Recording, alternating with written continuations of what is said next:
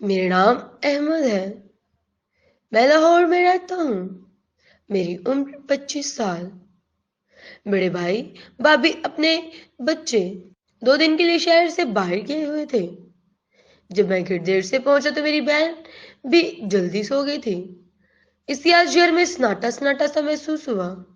اندر آتے والد صاحب سے ملاقات ہو گئی۔ میرے والد صاحب بہت سخت باپ ہیں۔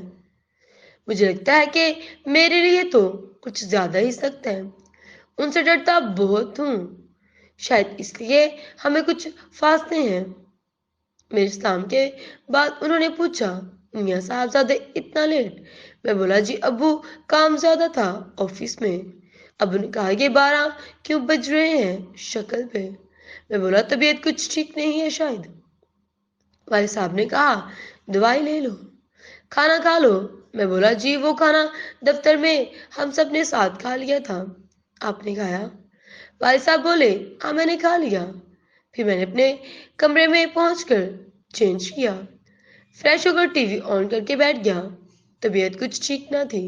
تھوڑی دیر بعد چائے کی کسی ضرورت محسوس ہوئی، جو کہ میرا اکثر معاملے میں علاج ہے۔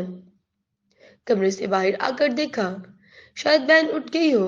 ابو سے پوچھا تھا، انہوں نے کہا 1 گھنٹہ پہلے سوئی تھی۔ کوئی کام ہے کیا؟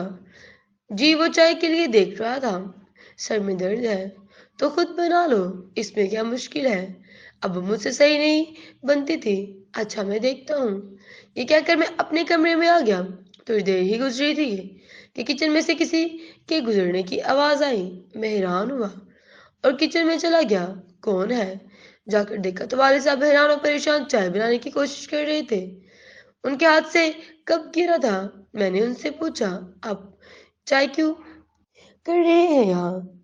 اب تو اس وقت کبھی چائے نہیں پیتے، تمہارے لیے بنا رہا ہوں۔ ارے ابو، آپ میرے لیے؟ میں شدید حیران ہوا۔ ہاں تمہارے لیے، تمہیں اس وقت دینے والا کوئی نہیں تھا، تمہاری طبیعت بھی ٹھیک نہیں۔ میں نے سوچا میں بنا دوں۔ ابو کا یہ رویہ میرے لیے حیران کن تھا۔ وہ سمجھ گئے، کہنے لگے، احمد جب تم بہت چھوٹے تھے نا، اور تمہاری امی جب تمہارے دوسرے بہن بھائیوں میں مصروف ہو جاتی تھی تو میں اکثر تمہارے بہت سے کام کرتا تھا۔ میرا اس وقت رویہ تمہیں ایک اچھا اور کامیاب انسان بنانے کے لیے۔ ہر باپ کی طرح میں بھی چاہتا ہوں کہ تم کامیابی میں مجھ سے بہت آگے نکلو۔ تمہاری ماں کے مرنے کے بعد خدا گواہ ہے مجھے ہر لمحہ تمہارا احساس رہا۔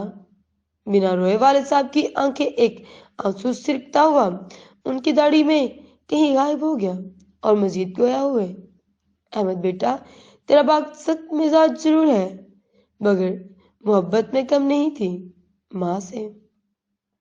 میں بے اختیار ابو سے لپٹ گیا اور اس بار آنسوؤں کا سفر میرے گالوں پر تھا۔ مجھے احساس ہو رہا تھا کہ میں اپنے ابو کے بارے میں بہت غلط سمجھتا تھا۔ وہ تو مجھ سے بہت پیار کرتے تھے، والدین سے بڑھ کر اس دنیا میں ہم سے کوئی بھی پیار نہیں کر سکتا، اور نہ ہی کوئی ہمارا ہمدرد ہو سکتا ہے۔ اللہ حافظ۔